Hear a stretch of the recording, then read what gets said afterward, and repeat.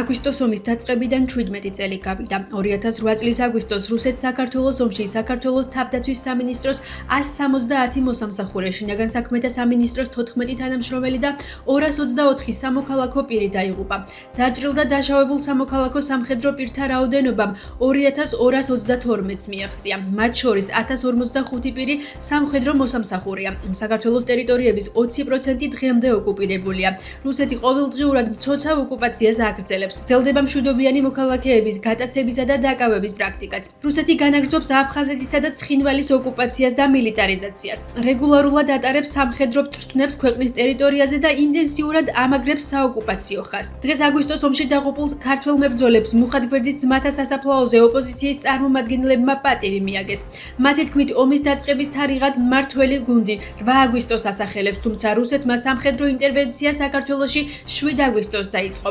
ოპოზიციონერი ლიდერების თქმით, საქართველოს დღემდე უწევს თავისუფლებისთვის ბრძოლა.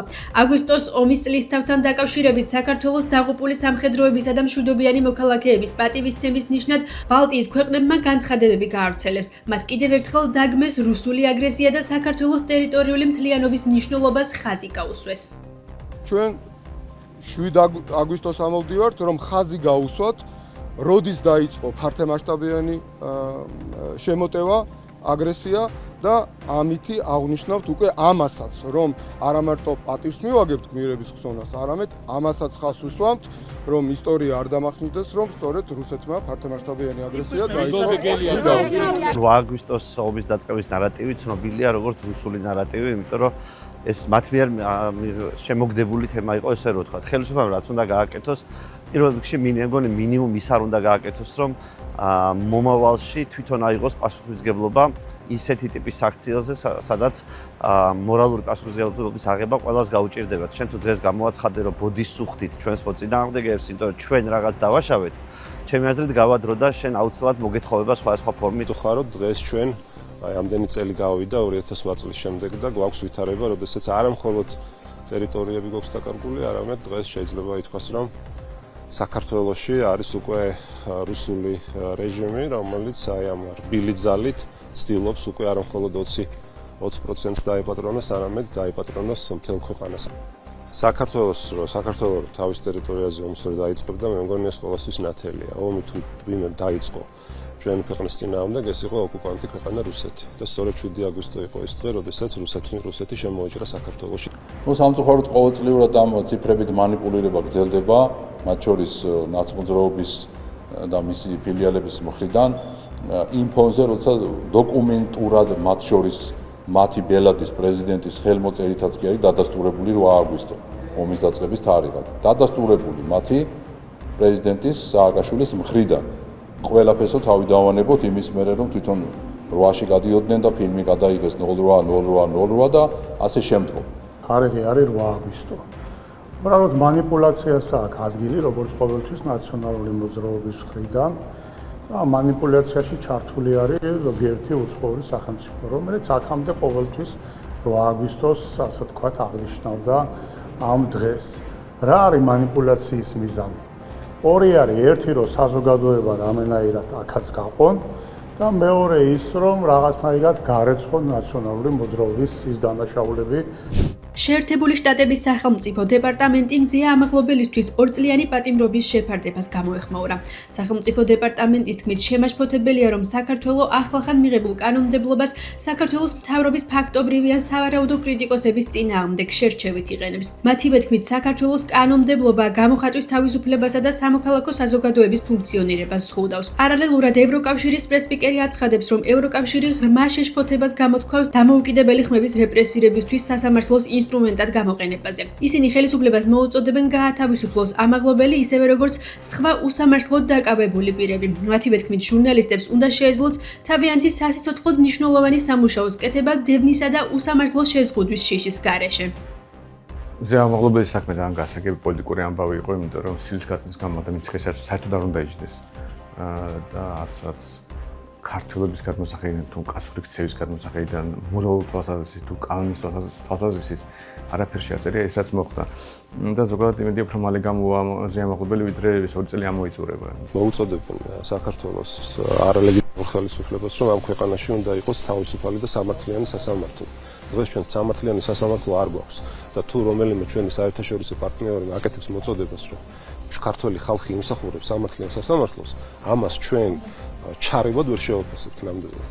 და ამიტომ თუ ოცნებას სურს, რომ ამ ქვეყანაში იყოს სამართალი, კეთილი ინებოს და სასამართლო გაათავისუფლოს პოლიტიკური წნეხისგან და ქართულ ხალხს მისცეს ის თავისი კანონიერი უფლება, რასაც ქვია სამართლიანი სასამართლოს უფლება. და დღევანდელი ოცნების პირობებში სამწუხაროდ ჩვენ სამართლიანი სასამართლო არ გვაქვს.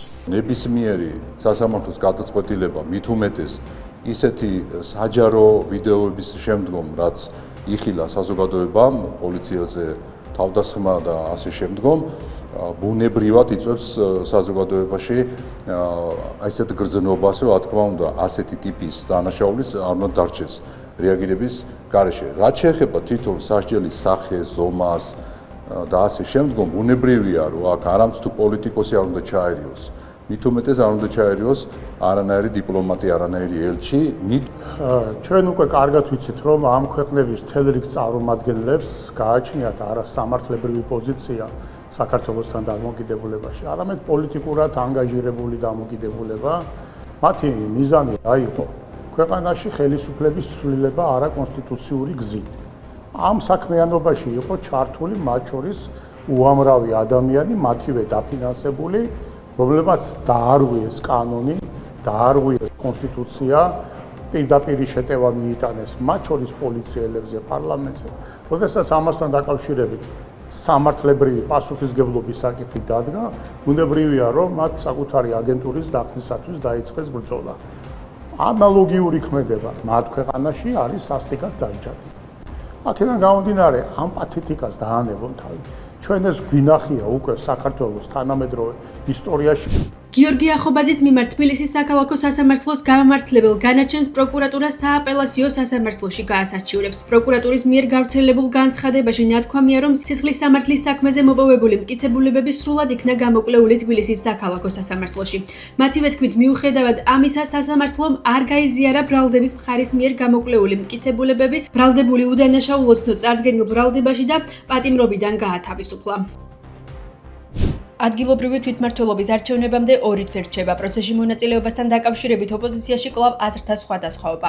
არჩევნებში მონაწილეობას გეგმავს პარტია გირჩი, რომლის ლიდერები აცხადებენ, რომ ოპოზიციამ ყველაფერი გააკეთა, რომ დაგსაქსულიყვნენ და ხელისუფლებისთვის შესაძლო გამარჯვების ბერკეტი შეექმნათ. პროცესში გაერთიანებული ძალებით მონაწილეობას აპირებენ პარტია გახარია საქართველოსთვის და ლელო ძლიერი საქართველოსთვისაც. ოპოზიციის ნაწილი კი კვლავ ბოიკოტში რჩება. ოპოზიციონერი ლიდერების თქმით, პოლიტპატიმრების გათავისუფლებისა და ხელახალი საპარლამენტო არჩევნების ჩატარების მოთხოვნები უცვლელი რჩება. ოპოზიციას არც კი უცდია, რომ ხელისუფლებისთვის კონკურენცია გაეწია ამ არჩევნებზე. მათ ყველაფერი გააკეთეს იმისთვის, რომ ოპოზიცია დაგსახსული ყოფილიყო და ისე გასულიყო ხელისუფლებას ქონოდა ყოველგვარი ბერკეტი იმისთვის, რომ მარტივად მოეგო ეს არჩევნები. სანამდე ეს პროცესი არ ვიცი, მაგრამ ნებისმიერ შემთხვევაში ის რაც მივიღეთ ოპოზიციაში, გამარჯვების გზა ნამდვილად არ არის სამწუხაროდ.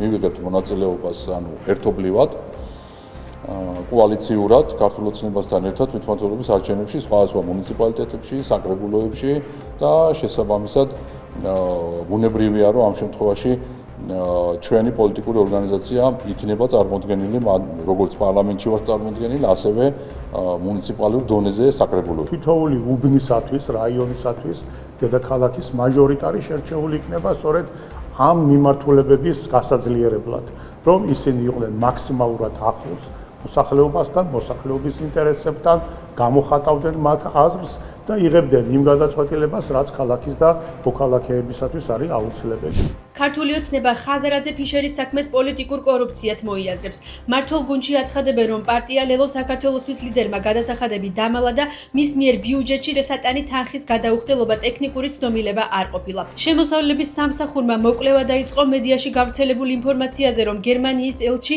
ლელო ძლიერი საქართველოსთვის ლიდერის მამუკა ხაზარაძის ოჯახის საკუთრებაში არსებულ ბინას ქირაობს. ხაზარაძის თქმით, გერმანიის ელჩსა და მის ცოლს შორის არსებული ქირავნობის ხელშეკრულება კანონის სრული დაცვითაა რეგისტრირებული. როგორც ხაზარაძემ განმარტა, მისმა ოჯახმა ბიუჯეტში დაბეგვრა არ დაბეგვრის ნაწილში წამოჭრილი საგადასახადო შეუსაბამობა აღმოაჩინა, რის შემდეგაც შესაბამისი რეგისტრაცია მოხდა და ბიუჯეტი სრულად გაისტუმრეს. ლელოშის საკითხს ქართული ოცნების მხრიდან პოლიტიკურ მანიპულაციად განიხილავენ. ტექნიკურ ხარვეზი არის მხოლოდ საფუძველი იმის, რომ რაღაცნაირად თავი გაიმართოს. ეხლა ბუნებრივია ხაზარაძემ, ჩვენ კარგად ვიცით, რომ ეს ადამიანი თავს არიდებს ნებისმიერ ტიპის გადასახადს, სადაც კი საშუალება აქვს. აი ამ ადამიანთან გვაქვს საქმე და ის ფაქტი თვითონ, რომ გერმანიის ელჩი არ გამოეხმაურა ამას იმ დონეზე, რომ თქვათ განემართა ქართული საზოგადოებისთვის, რომ საერთოდ რატო ქირაობ ასეთი ტიპის პოლიტიკოსებისგან და მით უმეტეს ვითომ ოპოზიციური პოლიტიკოსებისგან, რომლებიც რადიკალურ პროცესებში არიან ხელებულები, უძრავ ქონებას რა დაილია საქართველოში უძრავი ქონება. ეს არ არის რაღაცა 40 კვადრატული ფართი, რომელიც შეიძლება შენ მრავალ ფართებს შორის სადღაც მიგავიწყდეს. ეს არის ქალაქის ცენტრში ერთ-ერთი ძვირადღირებული ასე ვთქვათ, შენობა, ნაგებობა, რომელიც მიქირავებული აქვს გერმანიის საელჩოზე და არა ვიღაცა რაღაცაზე. აქედან გამომდინარე, სწორედ ეს პოლიტიკური კორუფციის, ასე ვთქვათ, სურნელი აზდის ამას ძალიან მკაფიო და ლელოს განცხადებას დავითანხმები, რომ პოლიტიკური საკითხია. გამომდინარე იქიდან, რომ სწორედ პოლიტიკური კორუფციის სუნი აზდის მათივე ლიდერის ქმედებიდან გამომდინარე. უკრაინაზე რუსეთის მიერ განხორციელებული თავდასხმების შედეგად სულ მცირე 6 ადამიანი დაიღუპა, 10-ობით კი დაშავდა. სხეულის სხვადასხვა დაზიანება 30-ზე მეტმა პირმა მიიღო. რამდენიმეს მდგომარეობა მძიმეა. გუბერნატორის განცხადებით, ზაპოროჟიეს რეგიონში რუსეთმა სულ მცირე 12 დასახლებული პუნქტი დაბომბა. თავდასხმების შედეგად საცხოვრებელი სახლები, კომუნალური ქსელები და სატრანსპორტო საშუალებები დაზიანდა. როგორც უკრაინული მედია წერს, იმის მიუხედავად, რომ უახლოეს მომავალში დიდი ალბათობით ვლადიმერ პუტინის, ვოლოდიმერ ზელენსკისა და დონალდ ტრამპის შეხვედრა გაიმართება, რუსეთი უკრაინის დაბომბვას მაინც აქტიურად განაგრძობს. როიტერსის ინფორმაციით, სომხეთ-აზერბაიჯანის სამშვიდობო შეთანხმების ფარგლებში ამერიკა სამხრეთ კავკასიაში სტრატეგიული სატრანზიტო დერეფნის განვითარების ექსკლუზიურ უფლებას მიიღებს. დონალდ ტრამპი თეთრ სახლში სომხეთის პრემიერ-მინისტრს ნიკოლოზ ფაშინიანსა და აზერბაიჯანის პრეზიდენტ ილჰამ ალიევს უმასპინძლებს. შეხვედრაზე მხარეები შეთანხმებას გააფორმებენ, რომელიც მიზნად მშვიდობისკენ მიმავალი კონკრეტული გზის შექმნას ისახავს. სომხეთი გეგმავს, რომ ამერიკას სატრანზიტო დერეფნის განვითარების გრძელვადიანი ექსკლუზიური უფლება მიანიჭოს, რომლის სახელის ტრამპის მარშრუტი საერთაშორისო მშვიდობისა და კეთილდღეობისთვის იქნება. რუსეთის პრეზიდენტის თანაშემწის იური უშაკოვის ინფორმაციით, უახლოეს დღეებში ვლადიმერ პუტინსა და დონალდ ტრამპს შორის შეხვედრა გაიმართება. მისივე თქმით, შეხვედრის ჩატარების ადგილით შეთანხმებულია და იგი მოგვიანებით გახდება ცნობილი. ამასთან უშაკოვის თქმით, კრემლში ვლადიმერ პუტინთან შეხვედრისას დონალდ ტრამპის სპეციალურმა წარმომადგენელმა სტივ უიტკოფმა რუსეთის, უკრაინისა და ამერიკის პრეზიდენტებს შორის სამმხრივი შეხვედრის გამართვის ვარიანტი უბრალოდ ახსენა, თუმცა რუსულმა მხარემ ეს უკომენტაროდ დატოვა. დონალდ ტრამპის მიერ ათეულობით ქვეყნისთვის დაწესებული მაღალი ტარიფები ძალაში შევიდა. ამერიკის პრეზიდენტის მიერ გასულ კვირას ხელმოწერილი აღმასრულებელი ბრძანების ამოქმედების შედეგად რამდენიმე სავაჭრო პარტნიორის მიმართ დაწესებული 10%-იანი ტარიფები 15-დან 51%-ის ფარგლებში გაიზარდა, ხოლო ბრაზილიის წინააღმდეგ დაწესებული ტარიფების საერთო რაოდენობა 50%-ს აღწევს. ამასთან ინდოეთისთვის დაწესებული 25%-იანი ტარიფები მომდევნო 21 დღის განმავლობაში შეიძლება 50%-მდე გაიზარდოს. მას შემდეგ, რაც ტრამპმა აღმასრულებელ ბრძანებას მოაწერა ხელი, რომელიც რუსეთისგან ნავთობის შესყიდვის გამო ინდოეთისთვის დამატებით 25%-იანი ტარიფების დაწესებას ითვალისწინებს.